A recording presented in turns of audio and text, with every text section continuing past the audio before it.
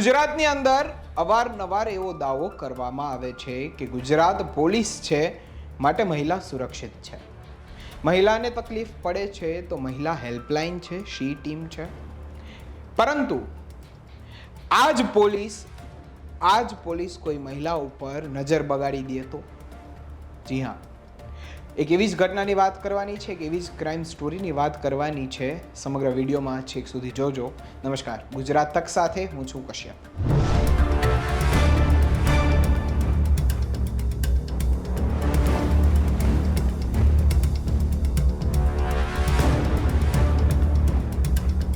આ કહાનીની શરૂઆત એમ થાય છે કે નડિયાદના પશ્ચિમ પોલીસ સ્ટેશનની અંદર એક મહિલા આવે છે, ફરિયાદ નોંધાવે છે કે તેના ઉપર બળાત્કાર થયો છે અને લગ્નની લાલચ આપી અને એક યુવક યશપાલસિંહ ઝાલા નામનો પોલીસમાં ફરજ બજાવતો યુવક તેના ઉપર એપ્રિલથી જ દુષ્કર્મ આચરી રહ્યો હોવાનું સામે આવ્યું છે. આ વાતની શરૂઆત ક્યાંથી થાય છે તો યશપાલસિંહ અને ફરિયાદી મહિલા ફેસબુકના માધ્યમથી એકબીજાના સંપર્કમાં આવે છે. બંને વચ્ચે અવારનવાર ગુડ મોર્નિંગથી લઈ અને હાય હેલોના મેસેજની શરૂઆત થઈ ગઈ હતી અને ધીમે ધીમે વાત આગળ વધી જાય છે. બંનેને એકબીજાથી વાત કરવાની જાણે કે ટેવ પડી ગઈ હોય તે રીતે એકબીજા સાથે વાત કરતા રહે છે.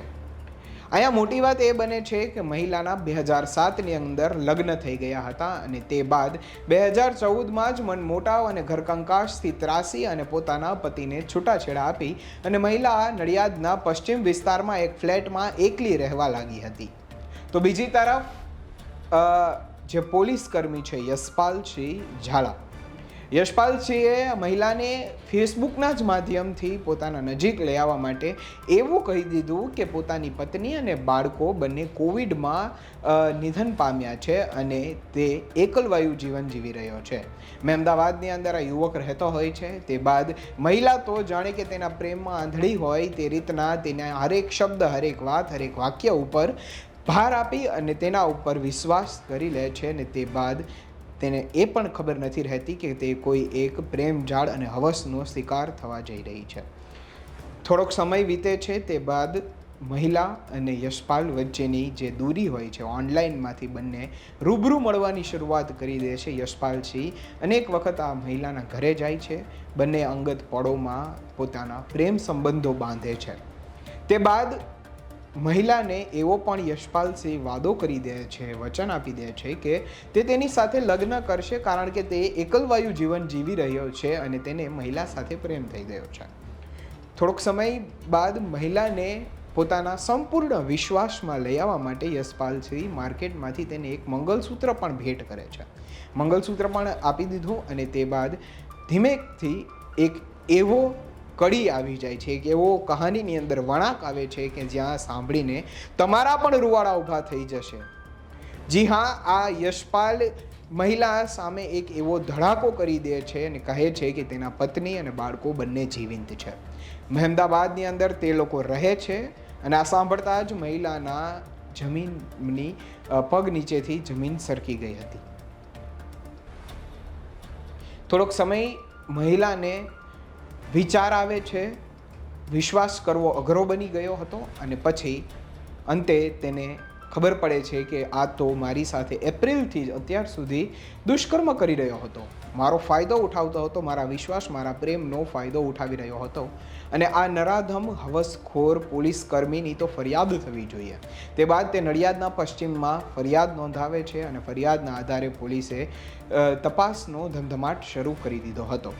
અનેક તર્ક વિતર્ક સામે આવ્યા, અનેક તપાસ થઈ, અનેક પાસાઓ પલટાવવામાં આવ્યા, બંનેની પૂછપરછ થઈ અને અંતે જે આરોપી છે યશપાલસિંહ ઝાલા તેની ધરપકડ કરવામાં આવે છે. ત્યારે આ સમગ્ર મામલાને લઈને પોલીસે કઈ કલમો હેઠળ આની વિરુદ્ધમાં ગુનો નોંધ્યો છે ને કેટલા દિવસની રિમાન્ડ છે અને સમગ્ર મામલો શું હતો તેને લઈને નડિયાદના ડીવાયએસપીએ શું કહ્યું તે પણ સાંભળી લઈએ. નડિયાદ ટાઉનના મિશન રોડ ખાતે રહેતા એક મહિલા ને પોલીસમાં નડિયાદ પશ્ચિમ પોલીસ સ્ટેશનમાં ફરિયાદ આપેલી છે.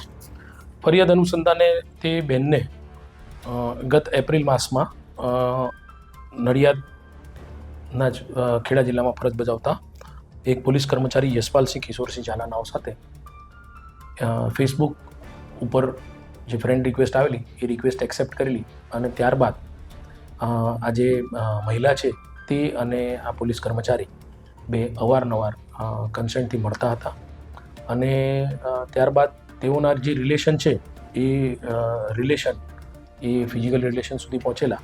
તેમાં મહિલા દ્વારા કહેવામાં આવેલું છે કે તેમને આ લગ્ન બાબતની એક પ્રલોભન આપવામાં આવેલું અને તે અનુસંધાને તેની સાથે રિલેશન રાખવામાં આવેલા. પોલીસે આ બાબતે નડિયાદ પશ્ચિમ પોલીસ સ્ટેશનમાં ગુનો રજીસ્ટર કરેલ છે.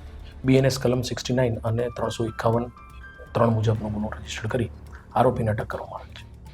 ફરિયાદી જે છે એ પોતે ડાયવોર્સી છે, આરોપી જે છે પરણિત છે. મહિલા સાથે બનેલી આ દુષ્કર્મની ઘટનાએ પોલીસ તંત્ર, પોલીસ કર્મી અને પોલીસની સુરક્ષા ઉપર સવાલ ઊભો કર્યો છે. કારણ કે પોલીસ કર્મી જ જો આ પ્રકારનો હવસખોર નીકળે છે તો પછી કાયદાનો તો ભય જ એના મનમાં જ નહીં હોય તો ગુનેગારોમાં તો ક્યાંથી હોવાનો? આ વાત અનેક પ્રશ્નો પણ ઊભા કરી રહી છે. શું પોલીસ કર્મીને કડકમાં કડક સજા આપશે?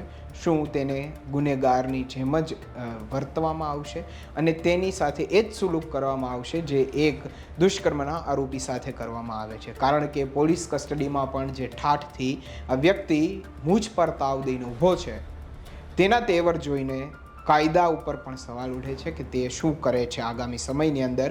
તમને શું લાગે છે મને કોમેન્ટ કરીને ચોક્કસથી જણાવજો. આ રિપોર્ટ અમને અમારા સંવાદદાતા હેતાલી શાહ દ્વારા મોકલવામાં આવ્યો છે. ત્યાં સુધી મને આપશો રજા. નમસ્કાર.